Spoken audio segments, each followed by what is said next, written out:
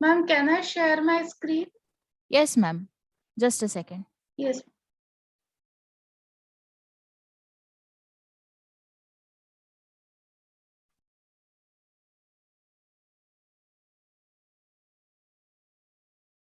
Yes, I'll make you a co-host so that. Sure. Yes. You can go ahead, ma'am. Thank you.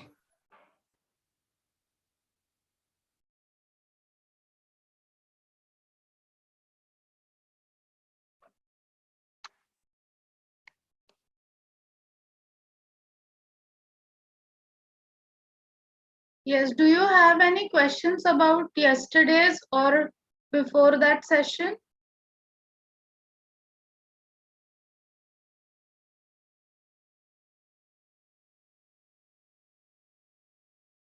Anyone? Have you understood democracy, constitutional provisions, and Panchayat Raj? Yes, ma'am. So I thought of taking a test today, but I think we will do governance today, and then later on in the next sessions, when we come back after your exams, we can have small test on it. Is that fine? Yes. Yes, ma'am. Okay. So do you know anything about governance in general? Have you studied that part in any subjects?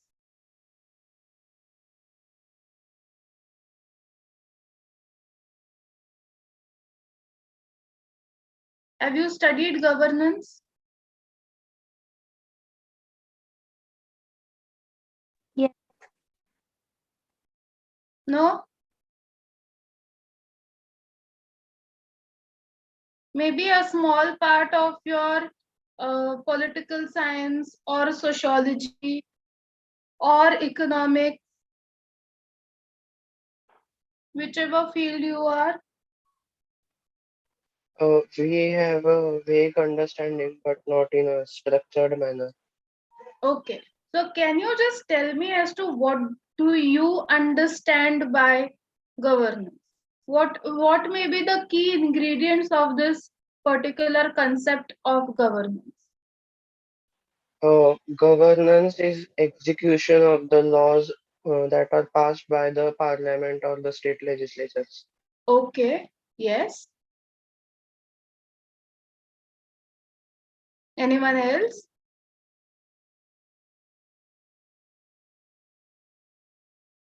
You are correct. It is the basic difference between government and governance.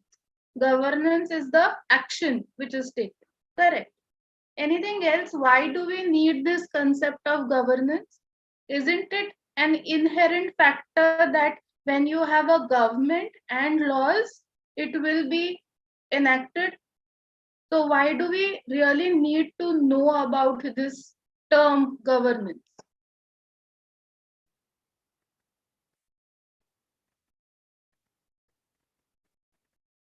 Anyone?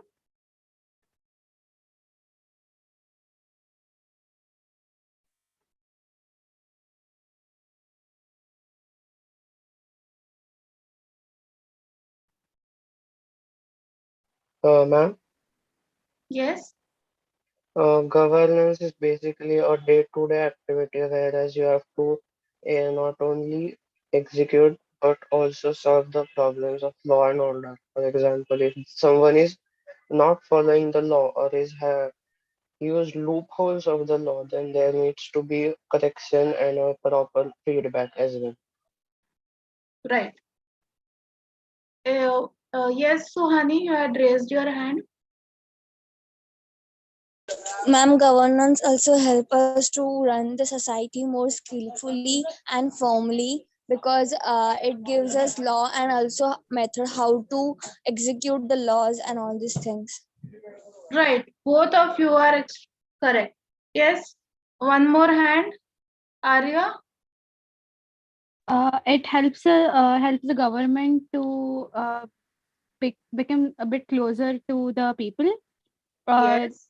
like it helps the government to be transparent with the people, Correct. and it also helps the people know what the government is actually doing. Yes. And like, because it happens that sometimes the people are not knowing the exact work of the government, or what Yes. is this supposed to do, but Yes. governance helps them know these things. Very good. So we have certain factors which we can count. First, we talked about enforcement. It is an enforcement mechanism. It talks about awareness. It talks about transparency relating to the governance. It talks about accountability to the people. Very correct. Anything else? Any other points anyone wants to add? Very good.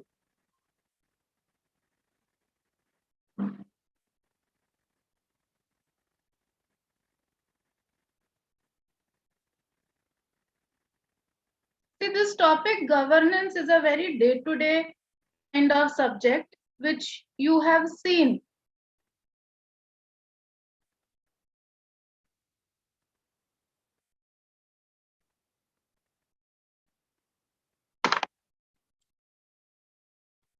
So as you have defined it, governance has been defined as structures and processes, as you correctly pointed out. It is a set of structures and processes that are designed to ensure first accountability, transparency, responsiveness, rule of law, stability, equity, and inclusiveness, empowerment, and broad based participation. Rightly pointed out by all of you. Very good. Now, governance also represents the norms and values, the rules of the entire public affair, which is being managed by the government in a transparent, participatory, and an inclusive, responsive manner. Now, each of these terms we are going to do in detail ahead. Therefore, it is nothing but a set of principles and rules which the government has to follow in order to enjoy the maximum benefit of responsive citizens. It is a two-way thing. One, from the government side, that you tell as to what exactly the state is going to do, and from the people on awareness and acceptance of what the government wants to implement in their state. In in a broader sense, it also talks about the culture and the institutional environment in which citizens and stakeholders interact among themselves and participate in public affairs. That is what I am saying about awareness and accepting the governance of the state. That is also important. For example, if there is any law which is passed by the government, they want to make a uniform for all the male members of the society and female members of the society. They all have to wear the same clothes. Okay, this is the law, say imaginary law passed by the government. Is the public going to accept such kind of law?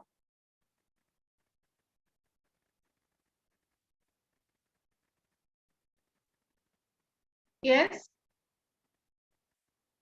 Is it going to accept it?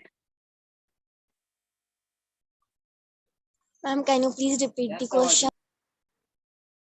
Okay. If there is any law where the government makes the male members of the society, that is that state, and female members of that state wear a particular dress code, will it be accepted by the public?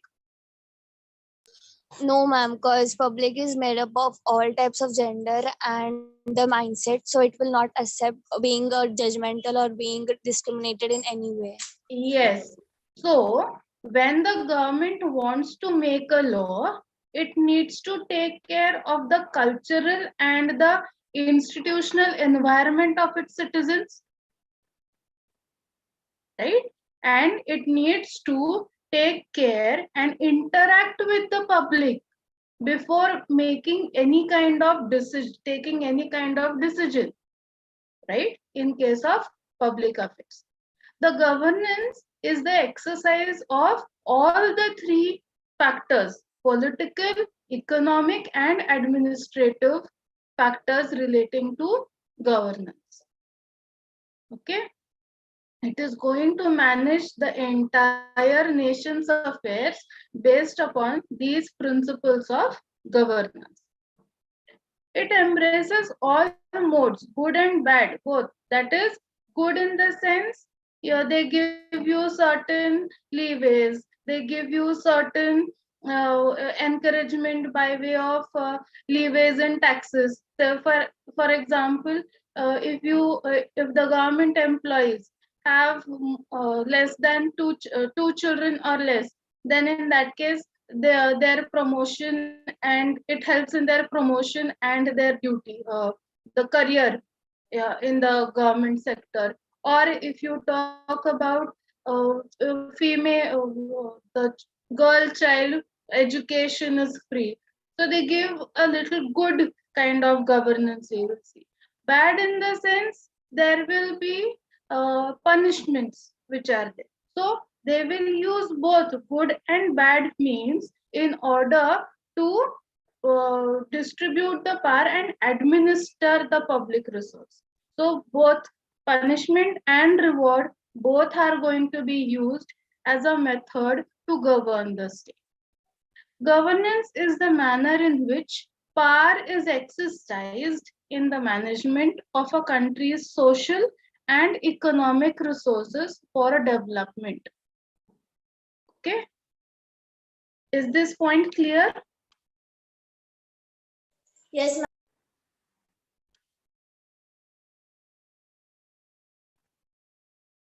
Now, governance is going to take note of the entire management, supervision of the entire management, and organizational performance as well of that organization. Here we are talking about the state. Okay, and whether it is working in the best interest of the public or not. Direct and oversee the management to ensure that the organization is achieving the desired outcome, and to ensure the organization is acting prudently, ethically, and legally. Here is where your rule of law comes into picture. Now, while doing constitution law, we talked about rule of law. Does anyone remember what do we mean by the notion of rule of law?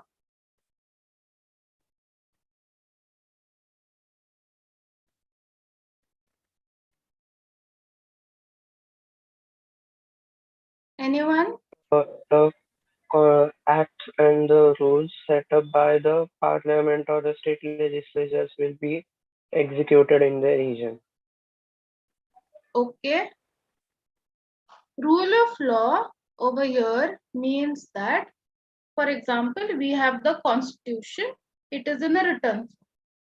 That is the ultimate law of the land. Nobody is beyond or over the constitution. All the laws made, all the state actions taken, all the governance policies which are implemented will be in consonance with the constitution. If anything violates the provisions given under the constitution, it is against the rule of law. Okay, right? Like we saw in the ancient times when we were talking about the panchayat, there is a set of check and balances, and beyond the king was the apex. Beyond the king were the principles of Rajadharma and the Shastras, which were also kind of a constitution for him to follow. the set of principles which he needs to follow. Nothing can go beyond. So the origin of this word governance comes from a Greek verb, that is kuberon, which means pilot, to pilot or steer. That means governance is in a way in which the set of rules are being implemented in the society. It was first used by Plato to design a system of rules. How many of you know about Plato and Aristotle? Have you heard about them?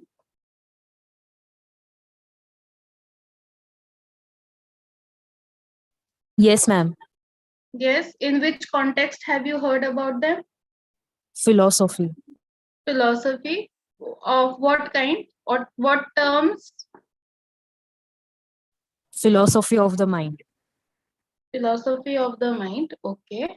They are also active, what you can say, they are jurists as well as they are the philosophers of political science as well, where they take note of all the factors relating to it. Okay. So again, my favorite part, that is the historical background.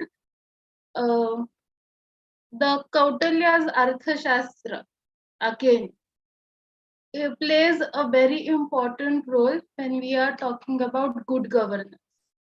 Arthashastra, if you are aware, is the basic documents relating to governance in our ancient times.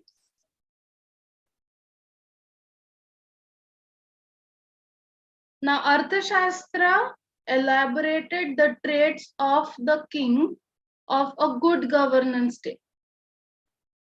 It is said that his happiness is going to lie if in the happiness of his subjects, in their welfare, and whatever pleases himself, he does not consider as good, but whatever pleases his subject, he considers as good. What do you mean by that? It means that happiness and welfare of his citizens should be of utmost importance to him. He should not act contrary to the welfare of his subjects. Kautilya's state administration principles were about 2,300 years ago, which had a striking resemblance to the modern day welfare state model. Like welfare state model which we have today was similar to that of the Kautilya's, but of course his was a very perfect state. He talks about respect of ideology, ideals, functions, assignment of duties, socio-economic welfare, and administration of each and every organ which was established, even at that time.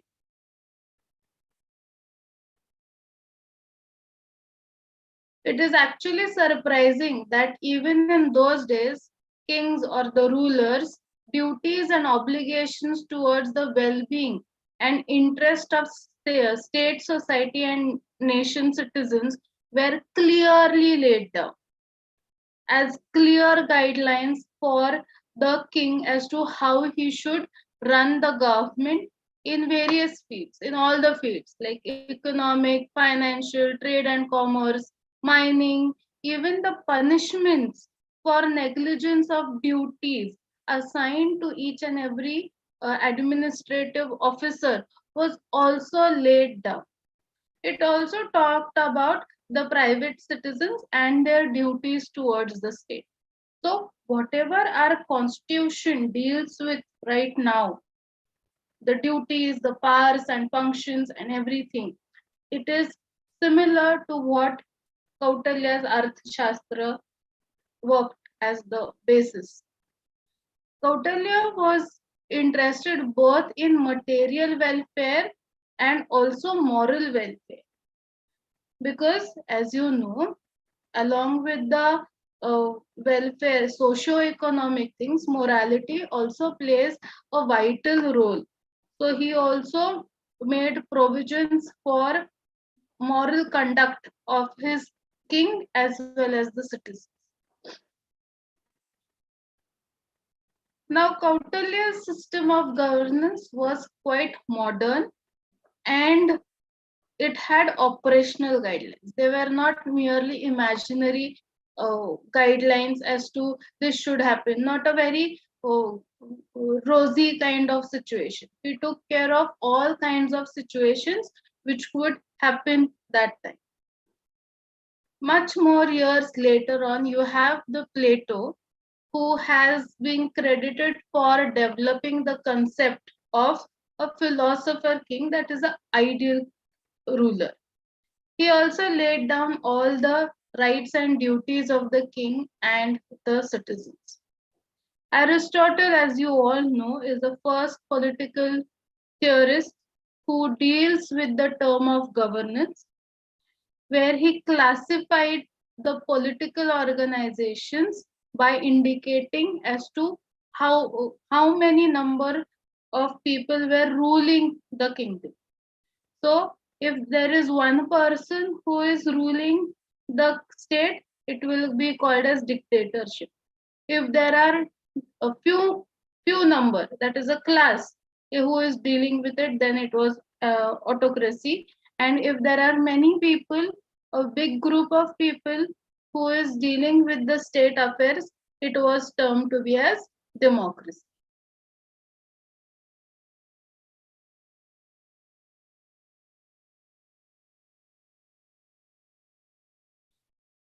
Yes, somebody has mentioned Chanakya. Yes, he has also given the set of rules of governance.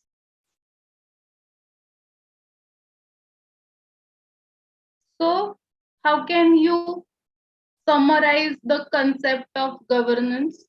Anyone? Whatever we have seen till now.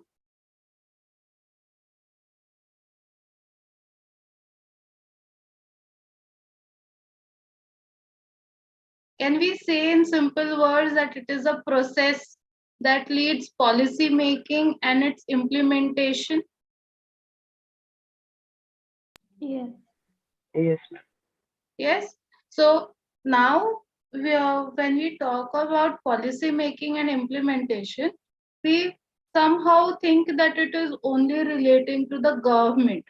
But no, when we talk about governance in today's times, the modern times, we are also going to apply this theory of governance to the non-governmental organizations, the civil societies, the private sector, the companies which we see, everything which is involved in either the policy making or implementation of these policies.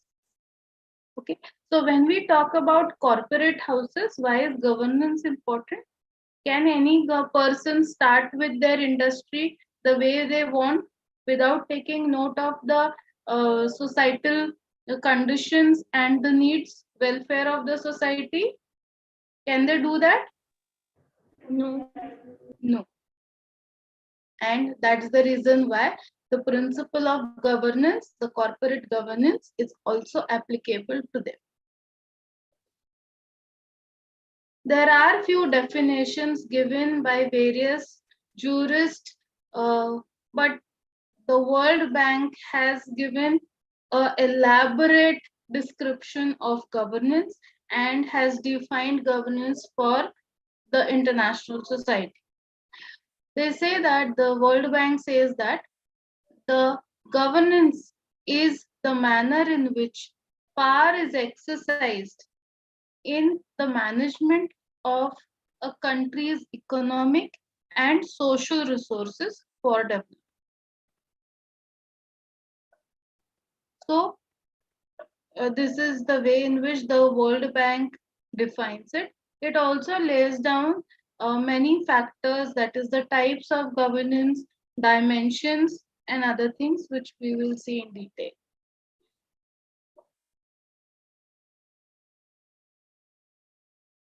So the World Bank, in its international document relating to governance and development, has laid down 4 dimensions of governance. First one is public sector management. Second is accountability. Third, the legal framework for development. And the fourth one is transparency and information. You will find that the same thing which we have discussed earlier is more elaborately put into different words by the World Bank. But it is important for us to know and see as to what are the parameters which they have implemented to explain this term of governance. So the first factor, first dimension, public sector management. What do you mean by public sector management? Anyone?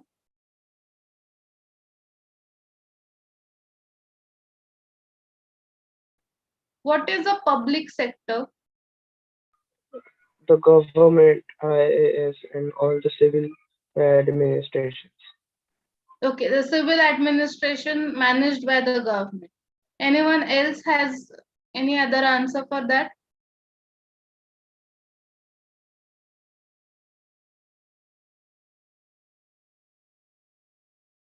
Yes? Ma'am, Hmm? can it be the management of companies that are owned by the government? Yes, of course they can be. Because they are carrying out, as I told you, section 12 state, it also talks about the private sector who is carrying out the duties of the public sector will be taken as state. So over here, if they are carrying out and the government holds a considerable stake in the company, that will also be taken as public sector. So this dimension emphasizes on the capacity building of the public sector for sound economy and quality service delivery to the citizens. Now within this dimension, there are 3 key areas which the World Bank has emphasized on. First, public expenditure management, what our finance minister does.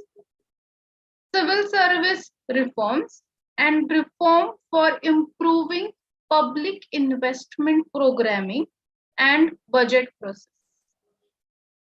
Whatever our finance ministry is doing right now, everything is taken under public sector management. Second point is strengthening the personal management, the way in which people are employed. Okay, in the government sector, the qualification and everything should be at par with everyone, and they should be qualified enough to manage and carry out the functions of that system. So for example, can you employ say the say 12th standard who has passed only 12th standard at the post of financial decision making of the country? The answer is no, right? You need to have qualified people who have better understanding and better experience in that area. Can you have a RBI governor who is just done his say graduation in say science? With experience, if he has worked, then okay, extraordinary situation. But of course, you need to have a person with greater caliber and greater work and educational experience.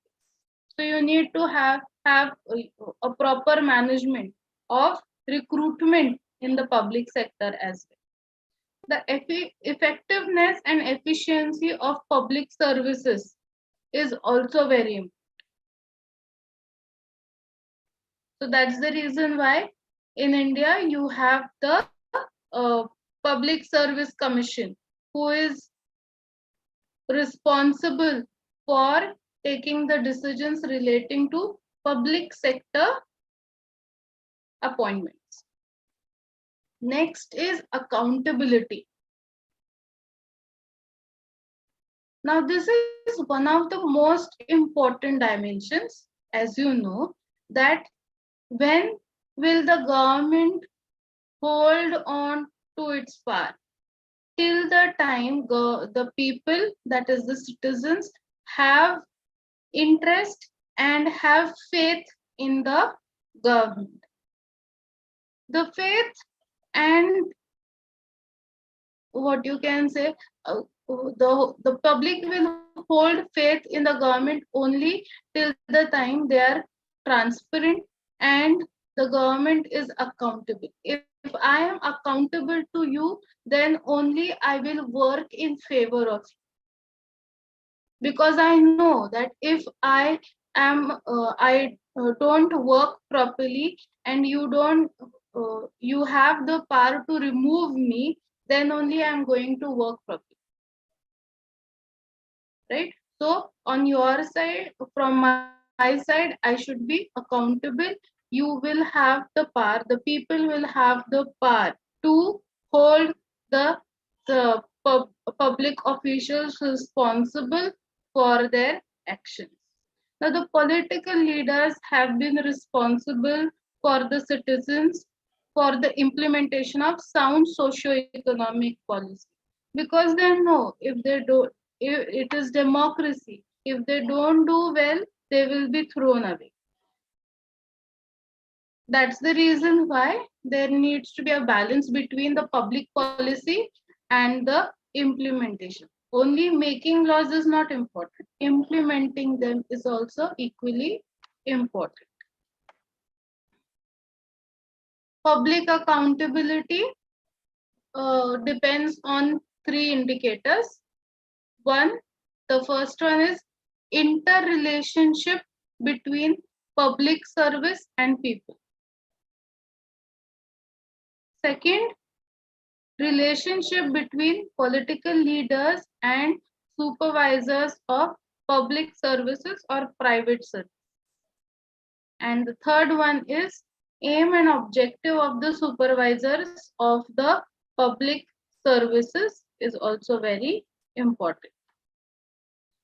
Accountability has been considered in terms of satisfactory service delivery to the citizens and how much effect of the people's participation in the policy making process of governance.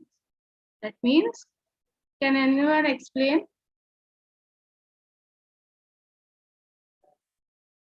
how is accountability so important for governance?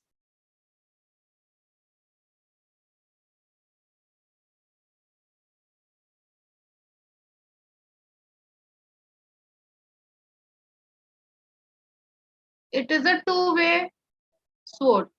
One, public will participate in the process, and on the other hand, the people who are being entrusted or delegated with the power to govern will do their jobs properly, because they know that people are participating, and if they don't perform, they will be removed. So this is how accountability is going to take place. Yes, Suhani. I was just saying the point that it maintains the pressure on the government as well as public to have the to practice their rights in a like a good manner, effective manner. Yes, yes.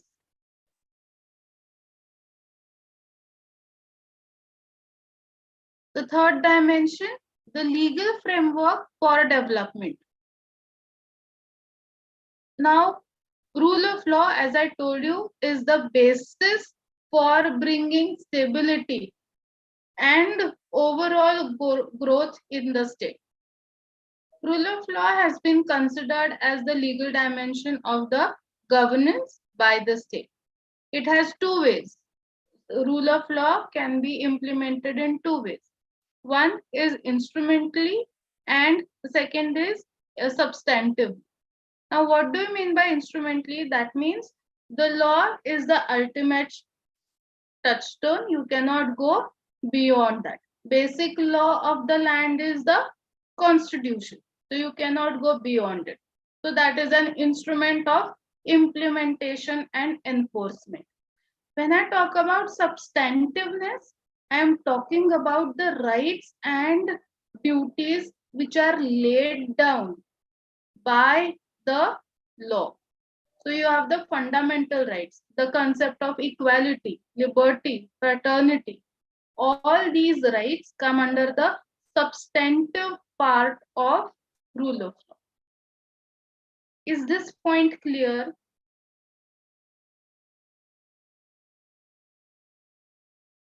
Yes, ma'am.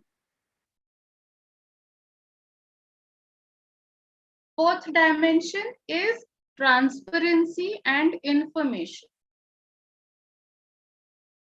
Now, when you are looking at any kind of say sector and its functioning, when will you trust that particular action or process? When you know what is actually happening over there, right? How will you know if you are given information relating to it, right? So when we talk about transparency, we also need information.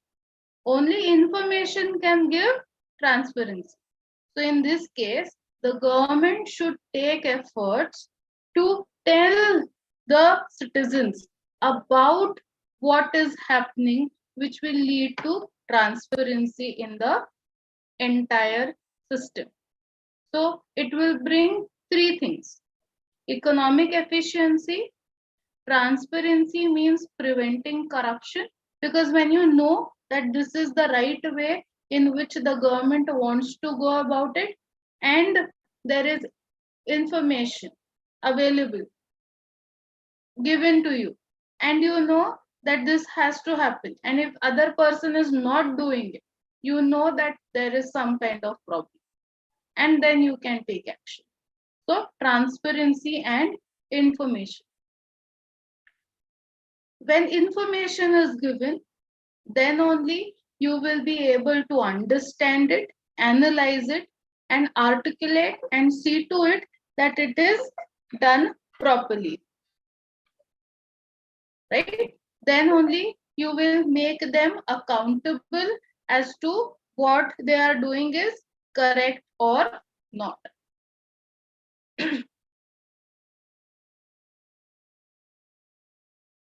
So do we have information about our government? Is it applicable to us? Now we have seen the four dimensions, right? So do we have a transparent government, and do we have information? Yes, ma'am. We can Yes. access it through RTI. Yes. What about your accountability? Is our government accountable?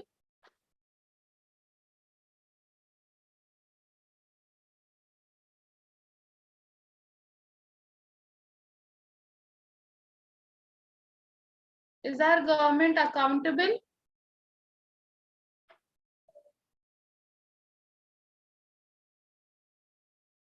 Do we have rule of law? Yes, ma'am. Yes, ma'am. Yes. So do we have all the four dimensions of good governance? Let's see again. Do we have public sector management? Yes. Yes. Yes. Do we have accountability? Yes. Do we have a legal framework for development? Yes. Yes. And we have transparency and information. From where do you get information? Media. Media. Media. Okay. What else? Reports. Media in which sense? Both Media in What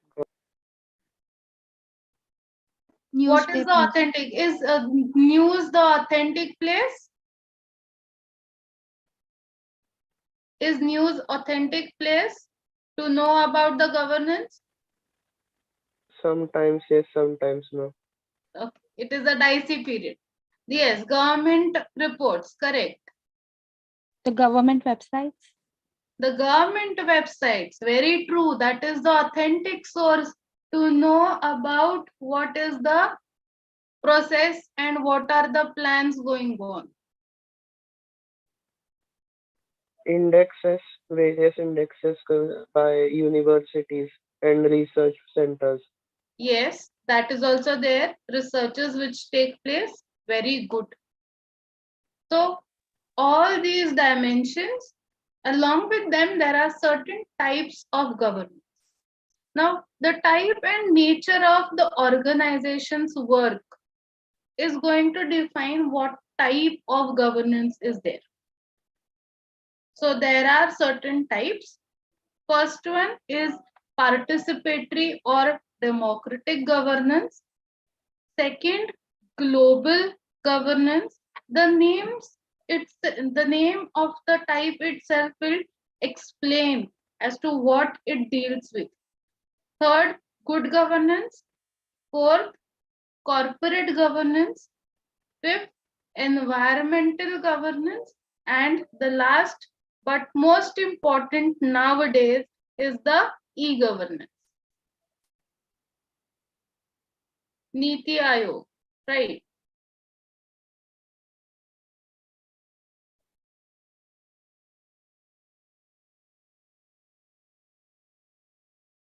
Now, is the term participatory or democratic governance familiar to you? We have been doing that since we started our classes, right? Participation of the public, democratic democratic kind of governance, like the local self-governments, where people are going to take part in the process of policy making and its implementation. Do you take part in policy making? By contesting in elections. Yes, you contest elections, you get elected, you become direct part of the policy making. Any other way in which you can make difference in policy making? Can you write to the government if they ask for public opinion in any one particular subject?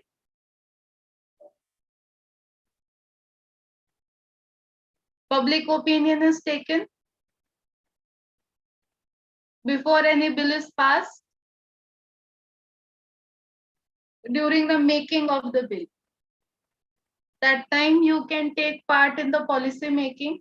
If you are an expert, of course, you can go for it. Participation in election, referendum, local self-governance, the panchayat system, direct policy making and implementation. Next.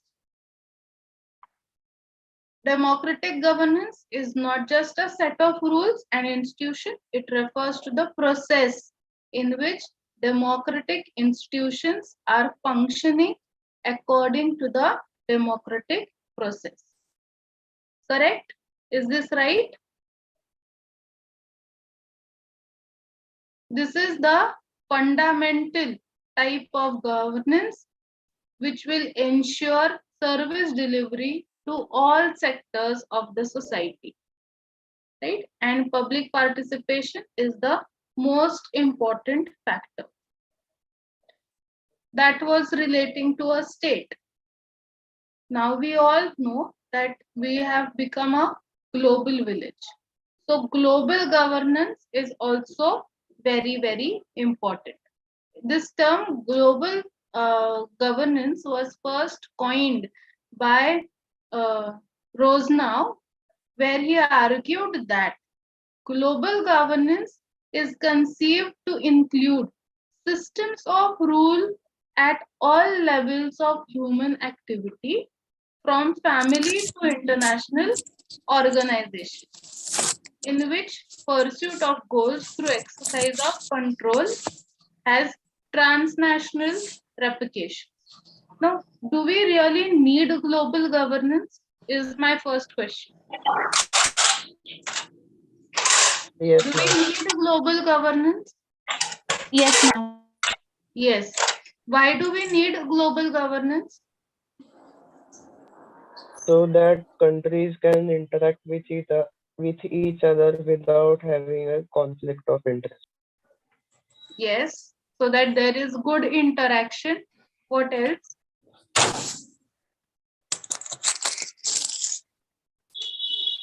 To maintain peace and order. To maintain peace and order, of course, yes. What else? Equality of opportunity even to the lower income countries. Okay. You give opportunity to lower income nations. Yes. What else? Is there is there a need for global collaboration? Yes, ma'am. Yes. Yes, because now we are interdependent on each other at global level as well. Number नहीं connect किया Another thing is there are needs because there are issues which are maybe common to many countries. आंख बड़ा हो जाएगा इससे नहीं तो कुछ भी कर लेता हूँ Yes, whose mic is on?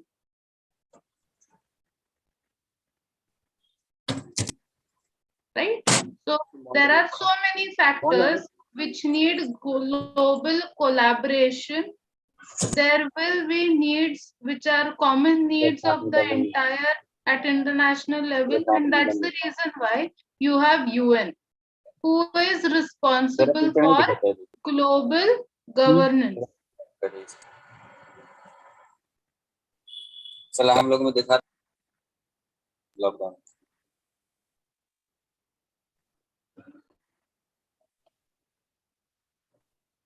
Today, along with the presence of international, along with the national governments, that is the states, you have UN, you have the IMF, you have the World Bank, WTO, and so on, right? There are even non-governmental organization NGOs at international level as well.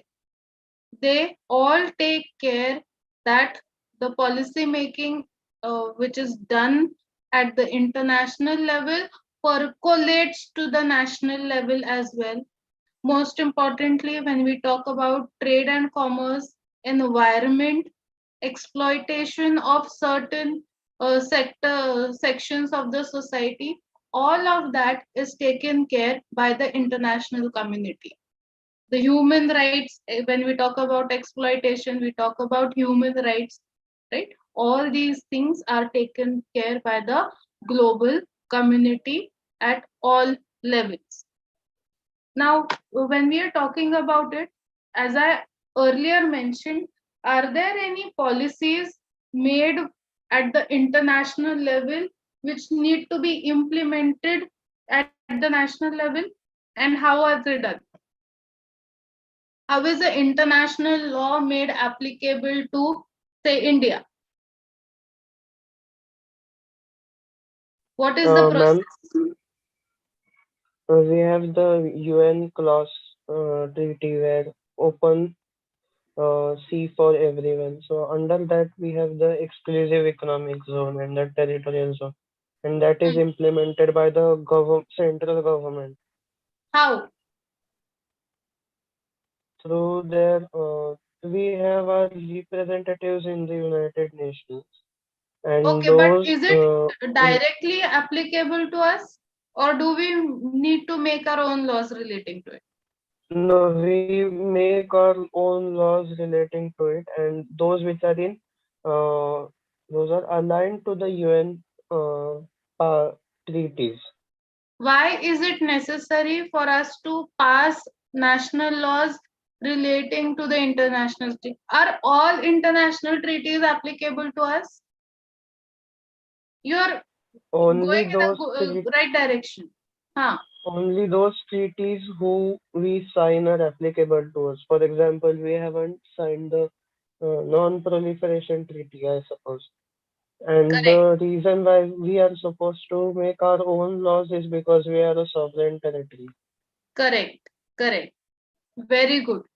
So we need to be first signatory to that international treaty. Okay. And mind, it is not directly applicable even if we are only signatories to it. We have to ratify it. After ratification, and then only it becomes applicable to our national system. Correct?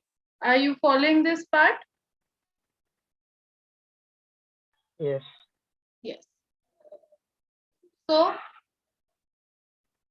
can we conclude what is governance in the key ingredients? Participation, rule of law, transparency, responsiveness, equity, inclusiveness, and accountability. This is all going to be good governance. If you are following all the parameters of governance, you are going to be following the good governance system.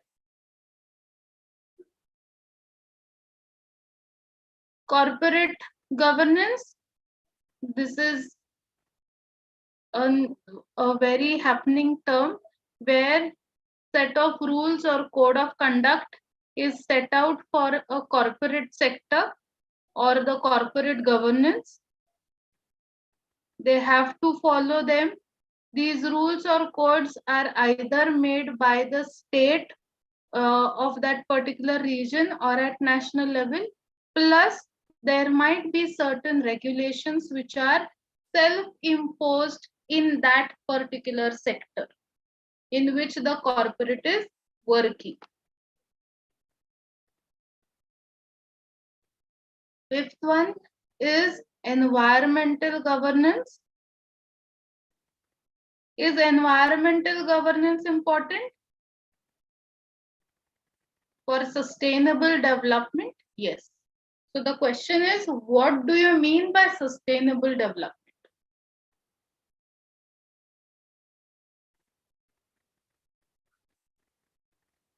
What do you mean by sustainable development?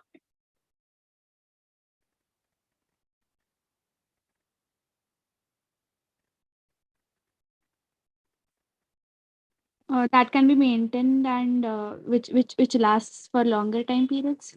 Yes, which can last for longer time. When will Hello, it ma'am. last for a long time? Ma'am, may I answer? Yes. Ma'am, the development in any area made for the favor of the public or the general audience, which is target for it, and and it can be carried out for a long period of time without any disturbance is called as a sustainable development. Correct. But when will it be? It can be carried out for a long period of time. Ma'am, when it would be in the favor of the public. Okay. We are talking about favor of the public. Now, whatever industrial development, economic development we are talking, we are using natural resources for it, right? So when we are using natural resources, can we use up the entire resource? No, we cannot be that selfish. And that's the reason why when we talk about environmental governance and sustainable development, we have to strike a balance between the societal needs, that is the welfare of the citizens, plus we also need to see that our natural resources are in such a state that they remain, they are not used up. If it is a renewable resource, it gets time to renew itself. if it is a non-renewable resource, either reduce the use of this non-renewable resource or develop another resource which can be substituting this non-renewable resource so that it is not used up. That is effective environmental governance, where you are managing the environment and the utility for the benefit of the public. Now, with this, what will happen is it needs to have to develop international environmental regulations. It has to develop environmental science in order to create greater utility of the resources, and there is no wastage of resource.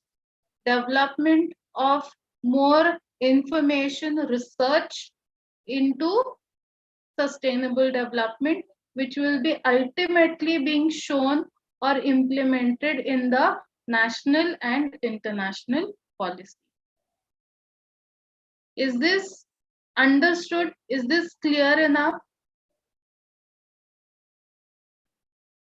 Right. Yes, ma'am. Maitri, cutting dependence on non-renewable resources and developing renewable resources. Very true.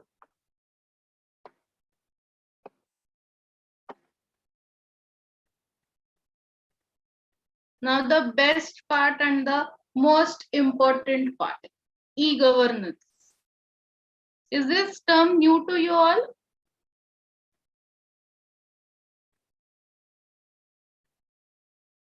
No, right? E-governance is very No, ma'am. common. No, ma'am. Right. What is e-governance? E-governance. The governance rules and regulations and the information is distributed through electronic media. Correct. Information which is distributed in electronic manner, that is your information technology, is used as a tool for processing the governance. Very correct. What does it mean? What is the use or importance of e-governance? It raises the bar of transparency, accountability, efficiency, and effectiveness, and inclusiveness. Why inclusiveness? Because you and I can directly go and look at the website of the government and check. Effectiveness. Why? Because you can raise your questions, you can do your governmental jobs, like for example filing your income tax. Earlier it was a very tedious process. You have to go to the office, you have to file the documents, you have to take signatures and so on. Now it is at a click of a button. So ease. So increase in effectiveness and efficiency. Even the government, it becomes very simple. You just look at the document and you pass it. You don't need to physically go on digging into those huge piles of paper. That is not so now. So it even increases the efficacy of the governmental agencies as well. Another thing is passing of information between the three layers, that is the central government, state government, and the local government, also becomes easy. It is faster. If a policy is made at the central level, at a click of it, it passes on the orders to the state government. Earlier, it had to be posted, then they will get it, and they may say that the order is not received or whatever it is. So that thing has been cut down with e-governance.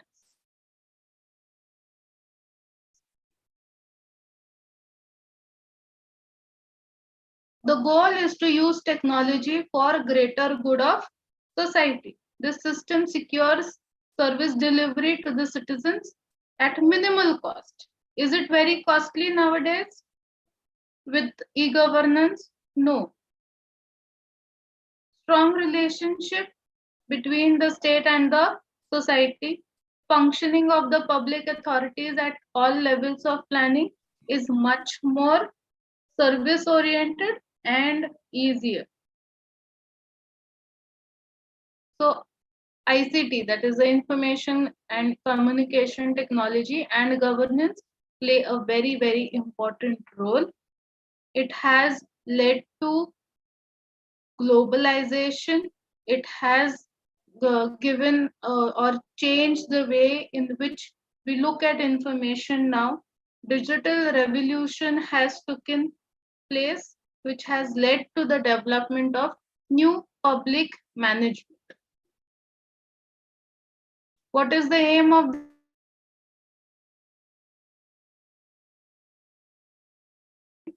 economic capacity? Increase in efficiency in economic capacity and efficiency, right? Another biggest thing is when you talk about e-governance, giving or sending a feedback or a query has become important and easy, right? Filing, downloading forms, financial transactions now, e-banking services. You also get a job online. Was it possible few years back? The answer is no. So all countries are interested in fostering the application of ICT in the public administration. Now with India, what is the major change in governance which took place? Can you tell me a few examples as to how ICT has come into picture with our governance?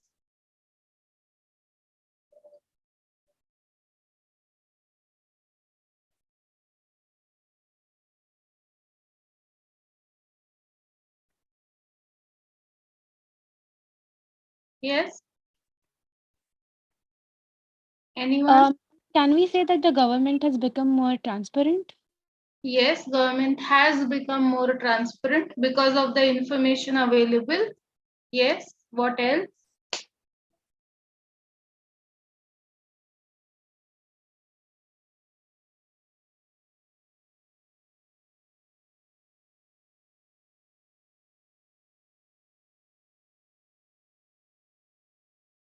Okay, I'll go to the types of e-governance, and with each type you can give me an example. Is that fine?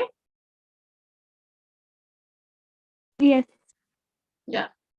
Objective of e-governance, you all know. I've just put it into a slide so that it helps you in writing your answers. Okay, the objectives namely is goal to create cooperative structure between the government and the people. It encourages and increases people's participation in governance. It also improves countries' information and communication technology by way of various electronic modes.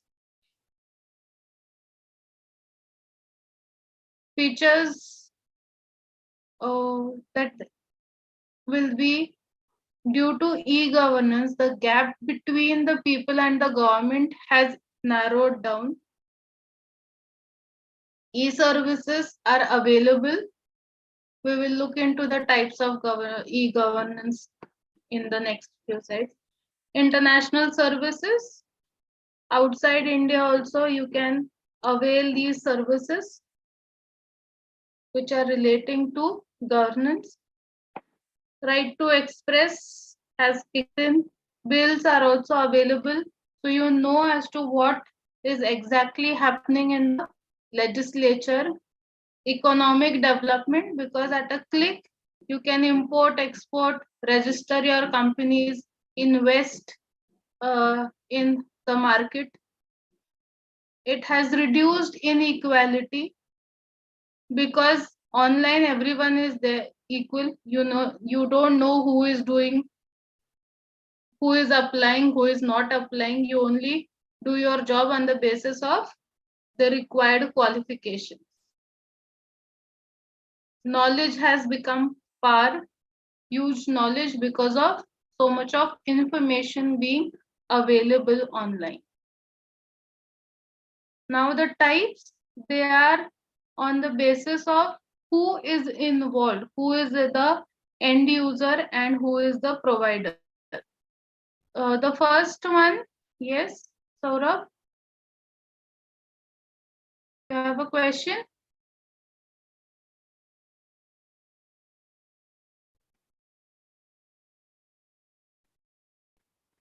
Yes, you have raised your hand.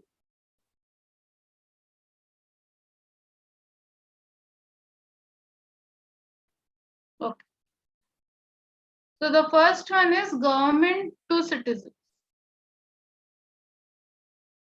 Now, when we talk about this type of e-governance, what happens is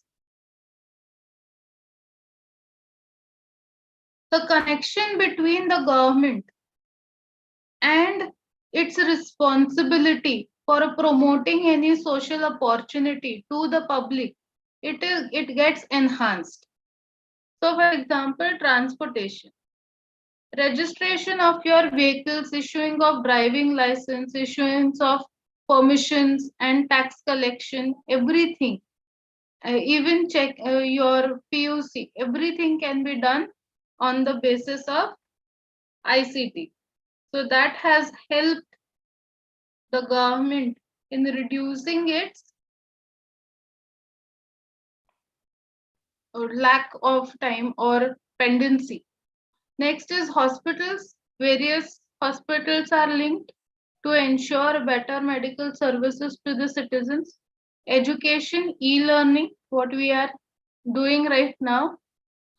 Online job portals and various customer service. As you know, India has become the world's back office. We provide with information to everyone all around the world. It also ensures services such as issuance of certificates, job cards, passport, and other things. So, e-governance over here, where the government is channelizing and giving information, providing services directly to its citizens so that it is fast and it improves the welfare services.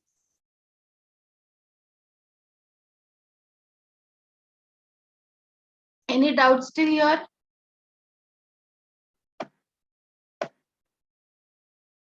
Okay. The next is yes. The next is government to government, G to G. When I was talking about your state and the central government or any kind of communication, ICT over here, it raised the quality of government process by cutting cost and managing performance, making it easier for it to pass on information. So for example, you have live fingerprint scanning and verification, which helped in your Aadhaar card system, right? So verification, you have the DigiLocker now. So you can go anywhere and you can do your paperwork instead of waiting for your physical paperwork. Electronic reports are now generated, which are much more easier to be circulated to everyone. Then you have information about the functioning of the government, which is interlinked through the various departments. E-police, personal records, criminal records are made online, which has helped them to access it anywhere or for e-challans which can be given.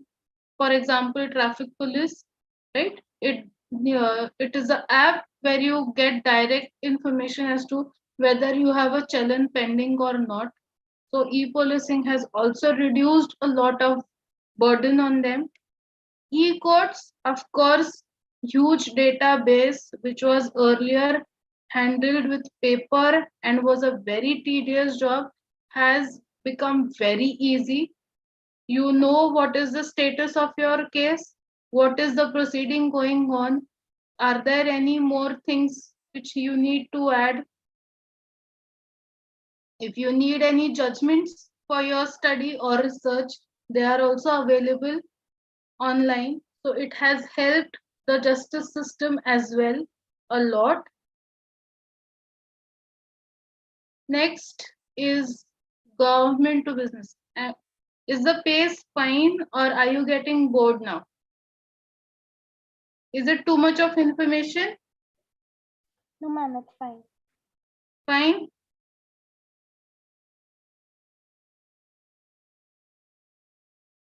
Next. Yeah. Government to business. Of course, your e-taxation, your licensing, GST, everything is done online now, right? Keeping records on is also easier online than on paper. E-verification, e-signatures, everything. It has become very, very easy. Now, the basic thing over here when we talk about ICT was the security of information, because we are putting high risk and very sensitive data online. May it be relating to government, may it be relating to public or business. So end-to-end encryption and secured payment mechanism, the public key infrastructure had to be developed properly by the government, and the process is still going on. So this is how your governance is going to work when it comes to e-governance. Government to employees, another model which is very, very important. E-learning methods, consolidating the employees, share knowledge among the employees. All your paperwork has reduced. Payment and other policies can be managed online, right? So all these things are done in e-governance. So overall, whatever we have seen, can you conclude it for me? Anyone? Either in a chat box or you can talk about it.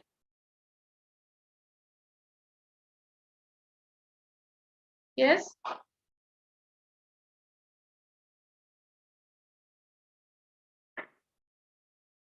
Can anyone conclude for me?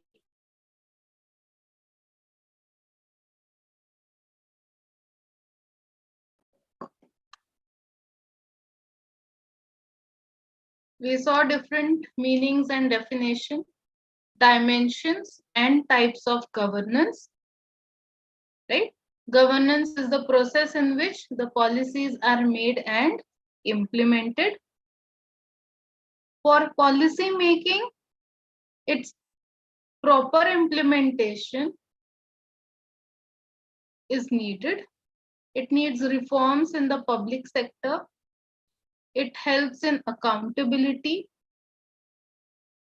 It helps in legal framework for development. It helps in transparency and provision of information.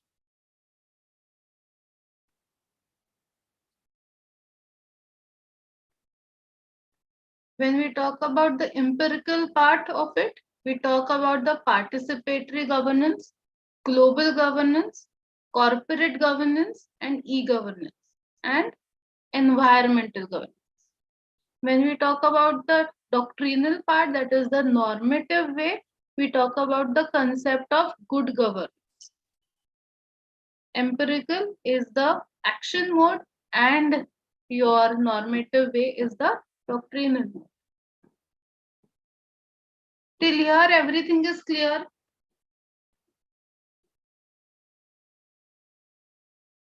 Yes, Yes, Yes, ma'am. ma'am. right? Any doubts?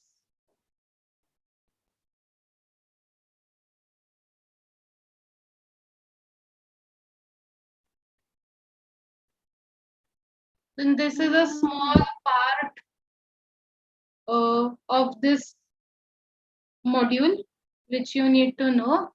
What is the difference between or connection between government and governance? As earlier you have rightly pointed out, government is a body and governance is application of rules and implementation of policy, right?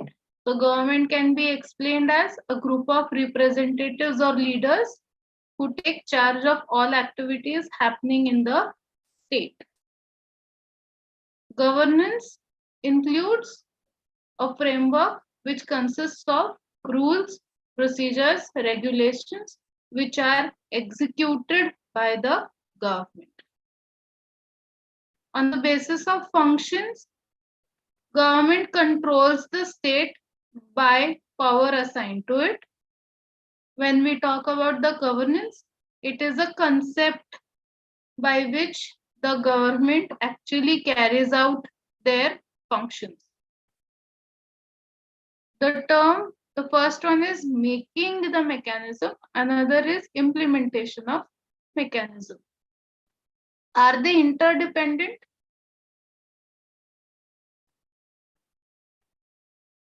Government is independent, but governance depends upon the government. Is there any other factor, common factor between government and governance? Anyone?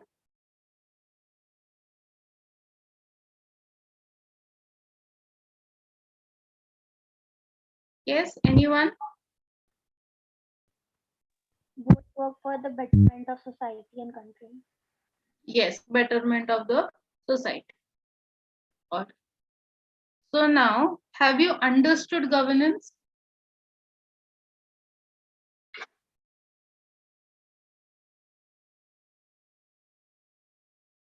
Have you understood governance? Yes, ma'am. Yes. Any questions?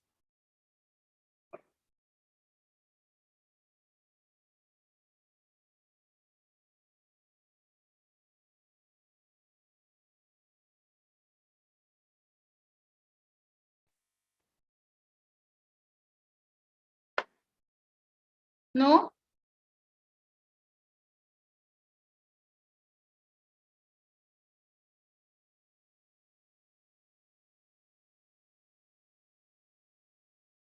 So should I ask a few questions?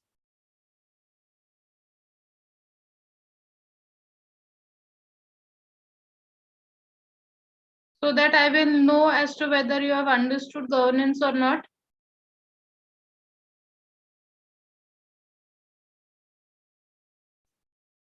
Can we do that?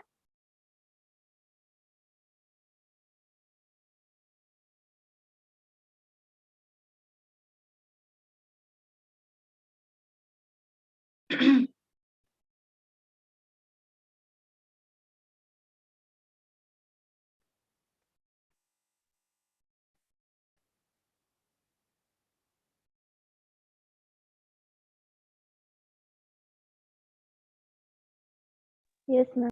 Can we start our camera so that I know who all are there?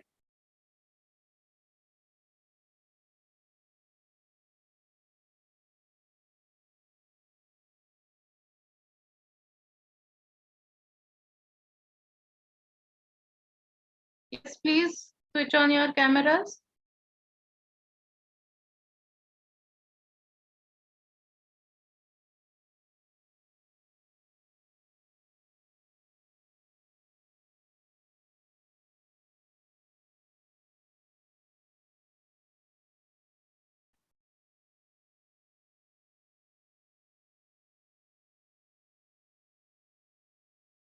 Okay, my first question will be, what are the key factors which are important for the concept of governance?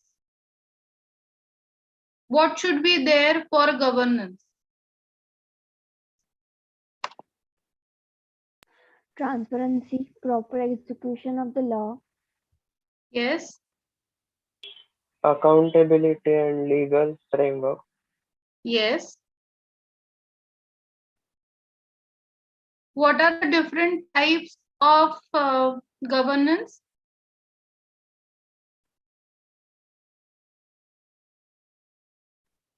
Global governance, e-governance, Yes, and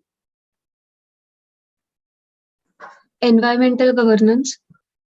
Yes, and how many Corporate are there governance. total? Corporate governance, ma'am. Yes. How many are there in total types? 78, ma'am. Taken into consideration you as well.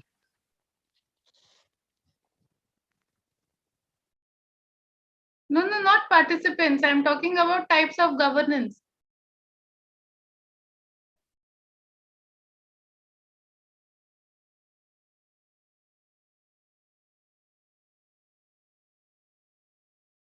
Okay, which form of what is a good governance? What is the key factor as to when do you say that this governance is good governance?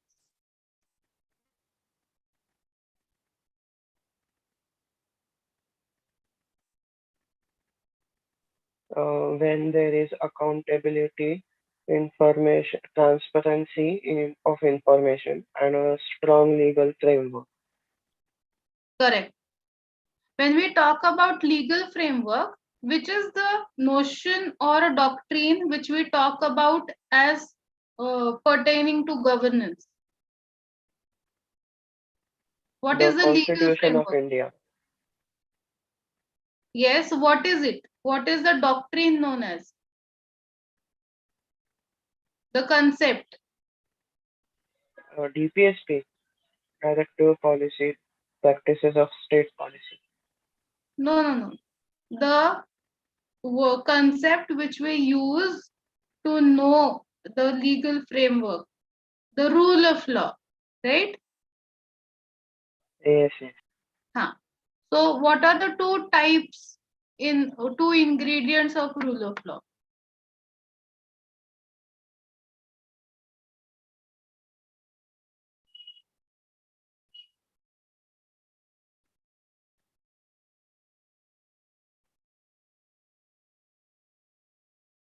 Instrumental and Substantive. substantive. So what is instrumental rule of law and what is substantive rule of law?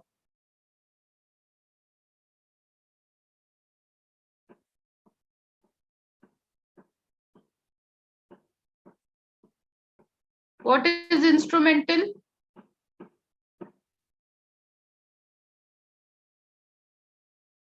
The procedural part. And what is substantive?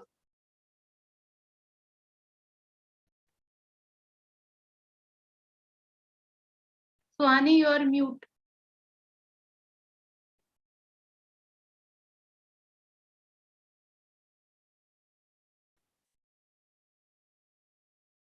Yes. What is a substantive part of rule of law?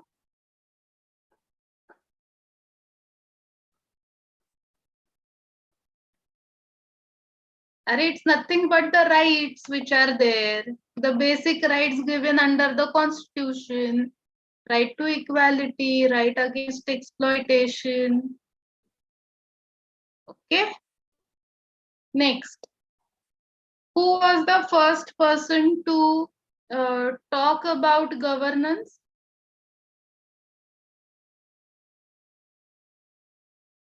Aristotle and Plato. Aristotle. Next. In ancient history, the historical background, which document talks about governance in India? Kautilya's Arthashastra. Kautilya's Arthashastra of Kautilya. Yes. What is the what you can say? Which is the institution which lays down the requisites and essential parts of governance? World Bank. World Bank, right?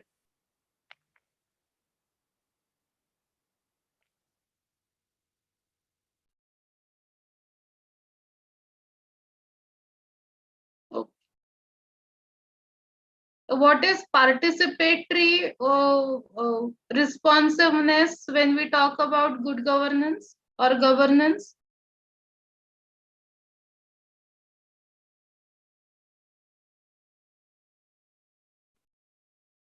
How do we When the talk about when the participation? people participate in elections and in policy making. Correct. When they participate in Gram Panchayat on the local bodies of decision making. Yes. Yes. So, how has e-governance helped us in uh, good governance in India?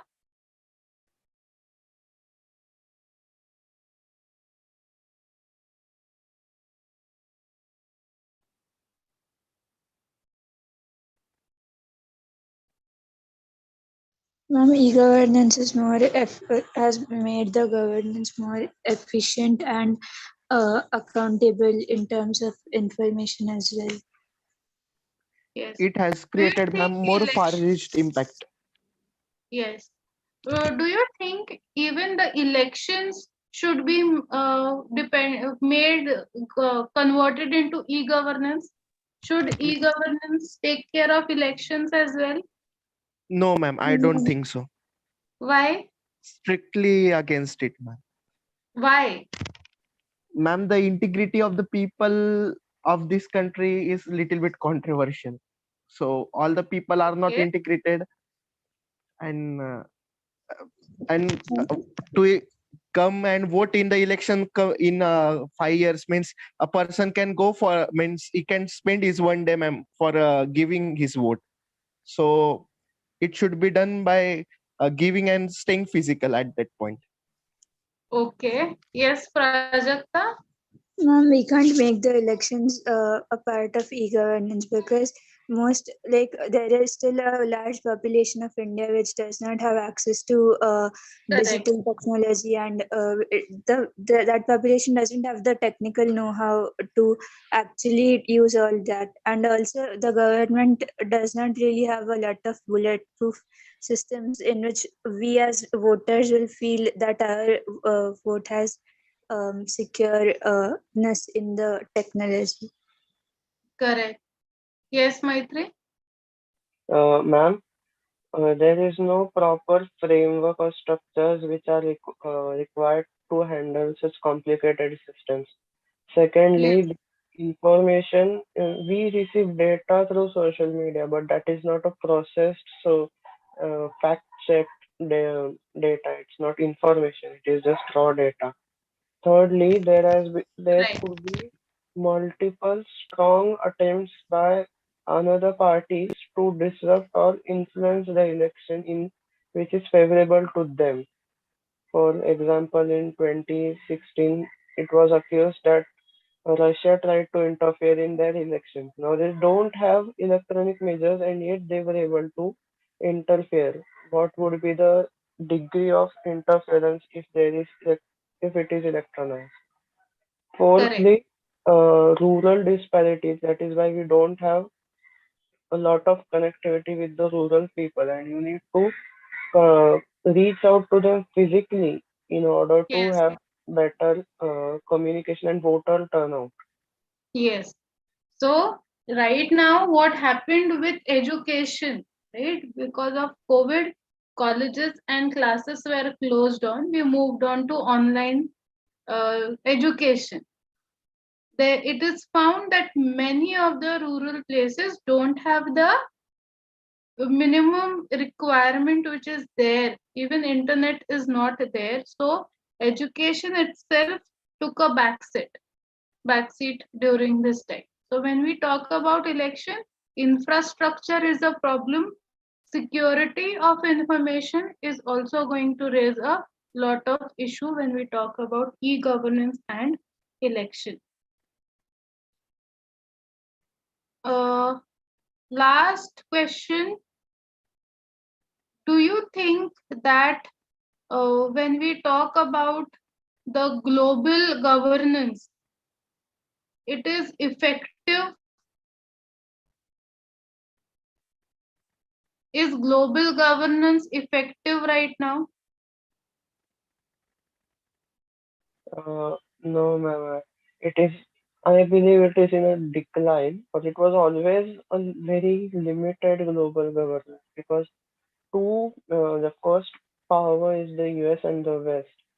During the Cold War eras, there have been a lot of proxy wars which were could have been settled in the UN, but they still went for war. And so that was a you can say weakness of the global governance in UN.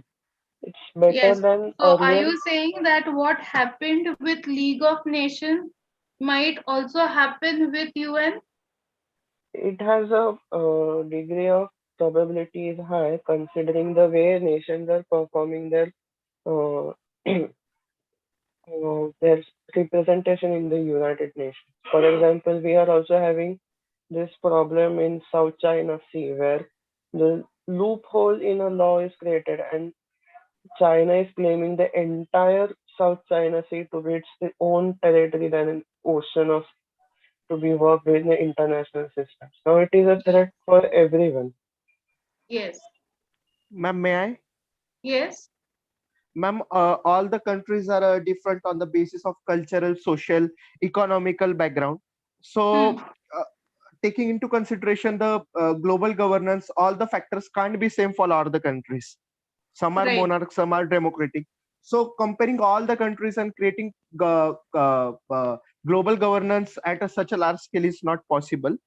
It is possible at some extent to create a sense of equality and equality amongst all the countries so that they can cooperate with each other, but totally it's not possible. Okay. So which areas do you think global governance has done a good job? Ma'am, taken into World Food Program. consideration the Yes. ma'am, the human rights means all over the world the human rights are given well attention, whichever be the Yes. country, let it be the prisoner or the person guilty, he is also given an opportunity at a global level to Hmm. keep his point. Okay. Human rights. Anyone else? Any other sector you think global governance has done a good job? The World Health Organization have done a good job in preventing Yes. various World viruses. Health Organization. Before Correct. before COVID-19 came, there was the SARS and the MERS viruses, which were Yes. effectively handled, and also the Marburg virus, which was effectively handled by the World Health Organization. So that one is an effective global Yes. governance. Yes. Yes, Suhani. Ma'am, also in this COVID period, the relation between the international other countries was improved much better by the cooperation for let it be a health service or vaccine. So due to which the international relation has come up with a better future hope. Okay. When we talk about governance and accountability, can you point out any other ways in which it can be improved?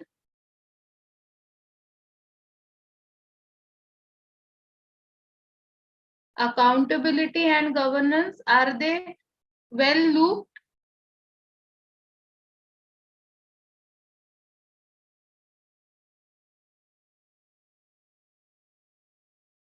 Does governance help in accountability?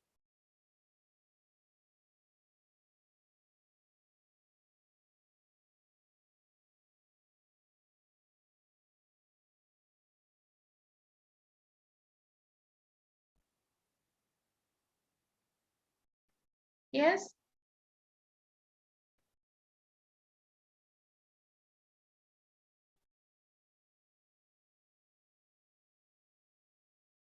Anyone? No? Hasn't good governance increased accountability? It is part of it.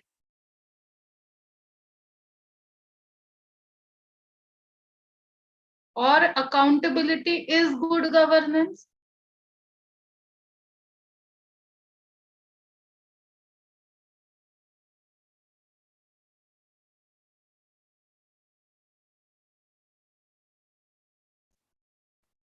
No one?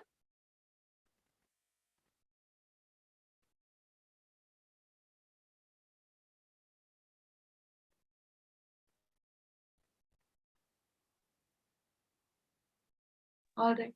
Ma'am, may I? Yes. Ma'am, governance and accountability are interdependent on each other. So if there Correct. would be a good governance, then naturally there would be a good accountability. Yes. And if there would be a accountability, then there would be a good governance, because they are dependent on each other. They are Correct. part and parcel of each other. So Correct. let it be the political ground or a financial ground. So for example, if there would be a good government, then it is for sure that it would have integrity and it would have a accountable system. Correct. And ma'am, in case of a democratic country, there is always a need of a governance, because if there would be a governance, means there would be a good governance, there would be accountability in the system, because all the representative would have fear that they would lose their power if they won't work in the favor of the public. Correct. Correct. All right. So I think we have covered most of the topics in our question answers. Is there any doubt? I am still open to your doubts before we close, or no doubts? No, ma'am. No. Yes, students, any doubts? Ma'am, may I? Yes. Ma'am, I have a doubt. Means, ma'am, the constitution of India, ma'am. Yes, One please. doubt I have. Huh. Ma'am, as a citizen of our country, the constitution of India is to be followed by all the citizens of the country, ma'am. Right? Yes. Yes. There is nobody over the constitution of the country. Taken into Correct. consideration the right of the religion, or say on the basis of caste, all people are Yes. equal. Yes. So, ma'am, it is a little bit a controversial topic, but I want to ask a question on it. Ma'am, Yes, there please. is a ma'am, may I ask in Marathi? Yes, yes. No problem. Ma'am, आरक्षणाचा जर मुद्दा ma'am आपण जर consideration मध्ये घेतला, तर बाबासाहेब आंबेडकरांनी सांगितलं होतं की हा जेव्हा आपला देश प्रजासत्ताक झाला, तर पुढच्या 10 वर्षापर्यंतच फक्त आपल्या देशामध्ये कास्टिझम राहायला पाहिजे, कारण की त्या 10 वर्षाच्या पिरियड मध्ये त्यांना ग्रोथ करायला आणि त्यांना ओव्हरकम करायला ऑपॉर्च्युनिटी दिली पाहिजे. राईट. पण आजची जर 70-75 वर्षानंतरची जर सिच्युएशन पाहिली मॅम, तर मोर ऑर द लेस लोक आता कास्टच्या बेसिसवर नाही, बल्कि फायनान्शियल बेसिसवरती आता लोक वेगळे झालेले, rich and poor, I would say. Okay. And constitution मध्ये दिलेल्या मॅम रिझर्वेशनच्या क्रायटेरियानुसार 50%च्या वरती रिझर्वेशन नाही पाहिजे. करेक्ट. अँड मॅम, आता हे मध्ये आता मराठा आरक्षणाचं किंवा ओव्हरऑल देशामध्ये बाकीचे ओबीसीचं जे आरक्षणाचा जे मुद्दा आहे, त्याच्यावरती सुप्रीम कोर्टने आधीच जजमेंट देऊन दिलेली आहे मॅम. आणि एकदा जर सुप्रीम कोर्टाने जजमेंट देऊन दिली, तर मॅम मला नाही वाटत की त्याच्यावरती प्रश्न उपस्थित करण्यासारखी गोष्ट आहे. मी ओव्हरऑल आरक्षणाचाच विरोधात आहे, पण तरीही मॅम असा प्रश्न उचलणे मला तरी योग्य वाटत नाही, कारण की मग सगळ्यांना जर आरक्षण देत बसले, तर आरक्षण ह्या शब्दाचा अर्थ काय राहून जातो? Correct. That's true. So, ma'am, what's your opinion on it? My opinion, okay. The thing is that when the constitution was made, the backward classes, the socio-economic backward classes, I will call socio-economic backward class. Why? Because social conditions and economic conditions both are interlinked. If you are socially backward, you tend to be economically backward as well, because you are educationally backward. The means of livelihood are limited. So once we got independent and we had reservation, it has helped the backward classes to integrate into the society. Now when we talk about the social status of this socio-economic backward classes, I will say SCs and STs included for my definition right now, you will see that yes, the things have changed, but it is the surveys which the government takes carry out every 5 years, 7 years, they have shown that still there is a problem. You will see in various parts of the country and throughout the cases which come up in SC and ST tribunals, that there are still cases happening based upon caste and the other socio-economic conditions. So the need for reservation is still there to a certain extent. But as you rightly said, that now it is more on economic basis. So there is a need for the government to redefine the reservation on the basis, for example, for OBCs, you have the creamy layer category. I think my personal opinion is you can add on to that criteria as well when you are giving reservation at any level. So you need to change your parameters and enhance it so that the real needy class of society, section of the society, gets equal opportunity and develops itself. I think I gave you a good answer for that, your question. Yes, ma'am. Okay. So we'll stop for today.